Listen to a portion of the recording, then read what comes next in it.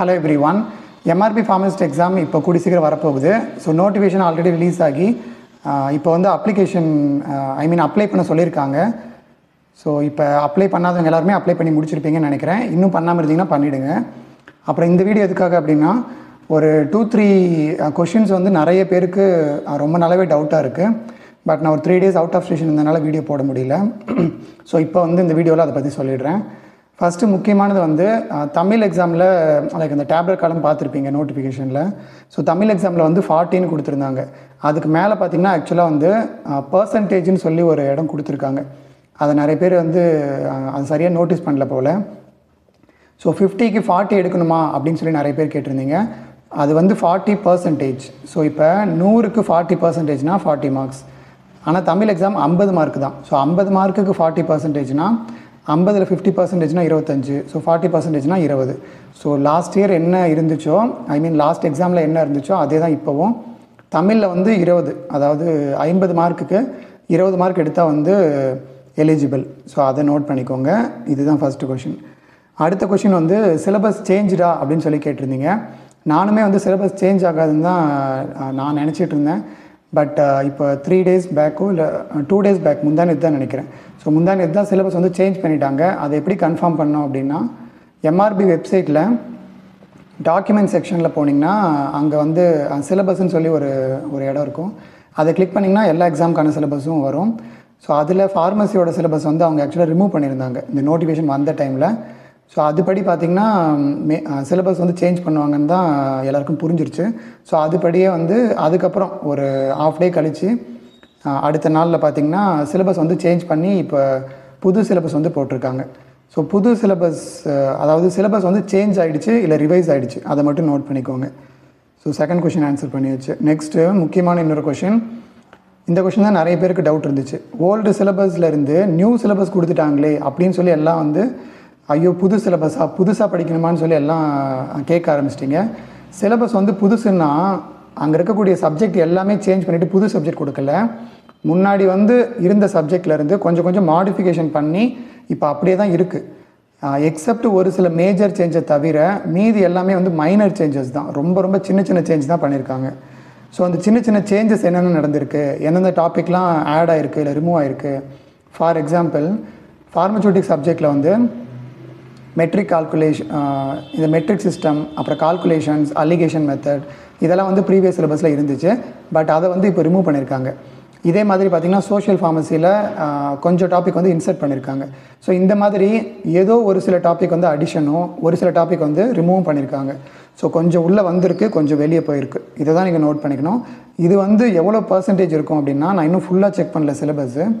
So video போடணுமேங்கிறதுக்காக நான் குயிக்காக இதெல்லாம் சொல்லிகிட்டு இருக்கேன். நான் அந்த சிலபஸ் சேஞ்ச் பற்றி இன்றைக்கி இன்றைக்கி இல்லைன்னா நாளைக்குள்ளார கண்டிப்பாக வீடியோ போட்டுருவேன். ஸோ அதை நீங்கள் பார்த்துக்கலாம்.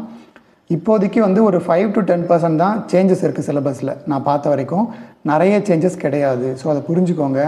அப்புறம் எந்த விதமான லைக் நீங்கள் நினைக்கிற மாதிரி சிலபஸ் பழைய சிலபஸ் அப்படியே விட்டுட்டு புதுசாக கொண்டுட்டு வரல. பழைய சிலபஸ் வந்து 90% அப்படியே தான் இருக்குது. அதையும் நோட் பண்ணிக்கோங்க. அப்புறம் ஓல்டு சிலபஸும் நியூ சிலபஸும் சிமிலரா அப்படின்னு சொல்லி இதுவும் நிறைய பேர் கேட்டிருந்தீங்க. ஸோ அதுக்கான ஆன்சர் பார்த்திங்கன்னா எஸ், 90% வந்து சிமிலர் சிலபஸ் தான். அந்த கொஞ்சம் டாபிக் வந்துச்சு கொஞ்சம் டாபிக் போச்சுன்னு சொன்னோம் இல்லையா, அதை தவிர ஒரே ஒரு மேஜர் சேஞ்ச் இருக்குது. அது என்ன அப்படின்னா, ஃபார்மகோ தெரப்பியூட்டிக்ஸ் அப்படிங்கிற ஒரு சப்ஜெக்ட் வந்து புதுசாக ஆட் பண்ணியிருக்காங்க. ஸோ அந்த புதுசாக ஆட் பண்ணியிருக்கிற அந்த ஃபார்மகோ தெரப்பியூட்டிக் சப்ஜெக்டை தவிர மீதி எல்லா சப்ஜெக்ட்டுமே நம்ம ஆல்ரெடி படித்தது தான். நேம் வந்து கொஞ்சம் வேரி ஆகும், அவ்வளோதான். அதில் ஒரு சில டாபிக் வந்து ஆட் பண்ணியிருப்பாங்க, மற்றபடி பெரிய சேஞ்சஸ் கிடையாது. ஃபார் எக்ஸாம்பிள் பார்த்திங்கன்னா லா அண்ட் எத்திக்ஸ்னு இப்போ ஒரு சப்ஜெக்ட் கொடுத்துருக்காங்க. ஸோ அது வந்து புதுசுன்னு ஒரு சில பேர் நினச்சிட்ருப்பீங்க, மேபி நினச்சிருக்கலாம். ஸோ அது புதுசு கிடையாது. ஜூரிஸ்ப்ருடன்ஸ் சப்ஜெக்டை தான் அப்படியே கொடுத்துருக்காங்க. ஒரு சில மைனர் சேஞ்சஸை தவிர மீதி 90% வந்து எல்லாமே சிமிலர் தான் அப்படிங்கிறத வந்து நோட் பண்ணிக்கோங்க. ஸோ இந்த மாதிரி தான் இப்போ சோஷியல் ஃபார்மசி எடுத்துட்டிங்கன்னா அதுவும் வந்து முன்னாடி இருக்கக்கூடிய ஒரு சில சப்ஜெக்ட் இருக்கக்கூடிய டாபிக்ஸ் தான் இதில் வந்து கவர் பண்ணியிருக்காங்க. இதே மாதிரி தான் மோஸ்ட்லி எல்லா இடத்துலையும் இப்படி தான் இருக்குது. மற்றபடி ஃபார்மகாலஜி, அனாட்டமி, ஃபிசியாலஜி, இந்த மாதிரி ஒரு 5-6 சப்ஜெக்டில் எந்த ஒரு சேஞ்சும் இல்லாமல் அப்படியே தான் கொடுத்துருக்காங்க. அப்புறம் மெடிசினல் கெமிஸ்ட்ரியில் ஒரு சில சப்ஸ்டன்ஸ் வந்து ஒரு சில ட்ரக்ஸ் வந்து ஆட் பண்ணதான் சொன்னாங்க. பட் நான் இன்னும் தரவாக செக் பண்ணலை. ஸோ அதை நான் செக் பண்ணிவிட்டு சிலபஸ் சேஞ்ச் பற்றின வீடியோவில் நான் இன்ஃபார்ம் பண்ணிவிடுவேன், அதை பார்த்துக்கோங்க. ஸோ இப்போதைக்கு நீங்கள் முக்கியமாக தெரிஞ்சுக்க வேண்டியது, சிலபஸ் பற்றி யாரும் பயப்பட தேவையில்லை, பேனிக் ஆக வேண்டாம். சிலபஸ் வந்து ஆல்ரெடி கொடுத்துருந்த அதே சிலபஸ் தான், ஆல்மோஸ்ட் 90% வந்து சிமிலராக தான் இருக்குது அப்படிங்கிறத மட்டும் நோட் பண்ணிக்கோங்க. சிலபஸ் சேஞ்ச் பற்றின வீடியோ கூடி சீக்கிரம் வரும், அதை பார்த்துக்கோங்க. நெக்ஸ்ட் வந்து ஃபார்மகோ தெரப்பியூட்டிக்ஸ் சப்ஜெக்ட் எப்படி படிப்பது. ஸோ ஃபார்மகோ தெரப்பியூட்டிக்ஸ் இதை பற்றின ஒரு ஈஸியான ஒரே லைனில் சொல்லணும் அப்படின்னா, ஃபார்மகாலஜியும் இதுவும் வந்து ரிலேட்டிவ்ஸ் மாதிரி. ஸோ அதில் என்ன படிக்கிறீங்களோ அது கிட்டத்தட்ட இதுலேயும் வரும். கிட்டத்தட்ட ஒரே மாதிரியான சப்ஜெக்ட் தான் இது ரெண்டுமே. ஆனால் ஃபார்மகாலஜியில் நீங்கள் வந்து அதிகப்படியாக ட்ரக்ஸை பற்றி படிப்பீங்க. இங்கே ஃபார்மகோ தெரப்பியூட்டிக்ஸில் என்ன படிப்பீங்க அப்படின்னா, சிம்பிளாக சொல்லணுன்னா prevention, diagnosis, treatment of diseases with the use of drugs. அதாவது ட்ரக்ஸை யூஸ் பண்ணி ஒரு டிசீஸில் எப்படியெல்லாம் வந்து அந்த நோயை குணப்படுத்துகிறாங்க, இதை பற்றி படிக்கிறது தான் ஃபார்மகோ தெரப்பியூட்டிக்ஸ். இப்போ ஃபார்மகாலஜியில் வந்து ஆக்ஷன் ஆஃப் ட்ரக்ஸ் தான் வந்து மேஜர். ஸோ ஒரு ட்ரக் எப்படி ஒர்க் பண்ணுது, அது எப்படி எலிமினேட் ஆகுது, எப்படி அப்சார்ப்ஷன் ஆகுது, இதுதான் ரொம்ப ரொம்ப வைட்டலானது. ஆனால் ஃபார்மகோ தெரப்பியூட்டிக்ஸ் பொறுத்த வரைக்கும், இப்போ ஃபார் எக்ஸாம்பிள் டியூபர்குலோசிஸ் அப்படிங்கிற ஒரு நோய் இருக்குது அப்படின்னா, அந்த நோயில் வந்து இந்த கேட்டகரி ஆஃப் ட்ரக்ஸ் கொடுத்தாங்கன்னா அது வந்து யூஸ் பண்ணலாம். அப்புறம் டியூபர்குலோசிஸ் வந்து வராமல் ப்ரிவென்ட் பண்ணுறதுக்கு இந்த ட்ரக்ஸ் வந்து கொடுக்கலாம். ஸோ இந்த மாதிரி ப்ரிவென்ஷன்னா வந்து தடுக்கிறது.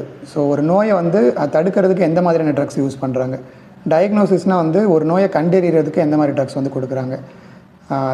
இது வந்து நீங்கள் லைக் இப்போ லாஸ்ட்டு 3-4 இயர்ஸ் படித்தவங்க தான், லாஸ்ட் 3-4 இயர்ஸ் தான் ஸ்டூடெண்ட்ஸ் தான் இந்த தெரப்பியூட்டிக்ஸ் படிச்சிருப்பீங்க. ஸோ மீதி பேருக்கு புரியணுங்கிறதுக்காக தான் இது சொல்கிறேன். ஸோ டயக்னோசிஸ்னால் உங்களுக்கு தெரியும், ஒரு நோயை கண்டறிகிறது, அதுக்கு வந்து என்ன மாதிரியான substance or component or injection அந்த மாதிரிலாம் யூஸ் பண்ணுறாங்க. ஸோ இந்த மாதிரியான விஷயங்கள்லாம் டயக்னோசிஸில் வரும். ப்ரிவென்ஷன், டயக்னோசிஸ், அப்புறம் ட்ரீட்மெண்ட் தான் இங்கே ரொம்ப முக்கியமானது. ஸோ இப்போ ஒரு டிசீஸ் இருக்குன்னு வச்சுக்கோங்க, கன்ஜஸ்டிவ் ஹார்ட் ஃபெயிலியர் இருக்குன்னா அதில் வெறும் ஒரே ஒரு ட்ரக் மட்டும் பர்டிகுலராக யூஸ் பண்ண மாட்டாங்க. அந்த ட்ரக்கு ஒரு பேஷண்ட்டுக்கு ஹெல்ப்ஃபுல்லாக இருக்கும். அதே மாதிரி வேறு ஒரு ட்ரக்கு அதே டிஃப்ரெண்ட் பேஷண்ட்டுக்கு வந்து யூஸ்ஃபுல்லாக இருக்கும். ஸோ இப்போ ஃபார் எக்ஸாம்பிள் ஒரு நோய் இருக்குன்னா அதில் 5 வகையான ட்ரக்ஸ் வந்து யூஸ்ஃபுல்லாக இருக்குது அப்படின்னா, அது வந்து எப்படியெல்லாம் யூஸ் பண்ணுறாங்க, எந்த மாதிரி கண்டிஷனில் யூஸ் பண்ணுறாங்க, இந்த மாதிரியான விஷயங்கள் எல்லாமே இந்த ஃபார்மகோ தெரப்பியூட்டிக்ஸில் நம்ம படிப்போம். ஸோ இதை வந்து நீங்கள் இந்த ஒரு மைண்ட் செட்டோடு இதை வந்து நீங்கள் படிக்க ஸ்டார்ட் பண்ணிங்கன்னா இட் வில் பி ஈஸி. இன்னும் சிம்பிளாக சொல்லணுன்னா, ஒரு டிசீஸை குணப்படுத்துறதுக்கு யூஸ் பண்ணக்கூடிய ட்ரக்ஸ், அதை பற்றி படிக்கிறதுக்கு பேர் தான் ஃபார்மகோ தெரப்பியூட்டிக்ஸ். ஃபார்மகோன்னா உங்களுக்கு மீனிங் தெரியும், ட்ரக்ஸ். தெரப்பியூட்டிக்ஸ் அப்படின்னா ட்ரீட்மெண்ட். ஸோ இதை மட்டும் ஞாபகம் வச்சுக்கோங்க, ட்ரக்ஸு, ட்ரீட்மெண்ட்டு. இதே ஃபார்மகாலஜினா ட்ரக்ஸு, லாஜினா ஸ்டடி. ஸோ ட்ரக்ஸை பற்றி படிக்கிறது pharmacology, drugs for the treatment of disease அதை பற்றி படிக்கிறது ஃபார்மகோ தெரப்பியூட்டிக்ஸ். ஸோ இதுலேருந்து உங்களுக்கு பேசிக்கான விஷயம் தெரிஞ்சிருக்கும். ஸோ தெரப்பியூட்டிக் சப்ஜெக்டை வந்து நீங்கள் இனிமேல் அதையும் கொஞ்சம் வந்து ஓரளவுக்கு படிச்சுக்கோங்க. அப்புறம் இதுலேருந்து எவ்வளோ எம்சிக்யூஸ் வரும், இல்லை அது இம்பார்ட்டண்டான சப்ஜெக்டாக, அது இன்னும் நமக்கே ஷுவராக தெரியல. ஏன்னா புது அடிஷன். ஸோ இதை வந்து ஓரளவுக்கு இம்பார்ட்டன்ஸ் கொடுத்து படிச்சுக்கோங்க. ஸோ அவ்வளோதான். இந்த வீடியோவில் சொல்லணும்னு நினச்ச திங்ஸ் எல்லாம் இவ்வளோ தான். இதை தவிர வேறு ஏதாவது உங்களுக்கு கொஷின்ஸ் எதாவது இருந்துச்சுன்னா அதை கமெண்ட் செக்ஷனில் போடுங்க. ஸோ நான் பார்த்துட்டு நான் ரிப்ளை பண்ணுறேன்.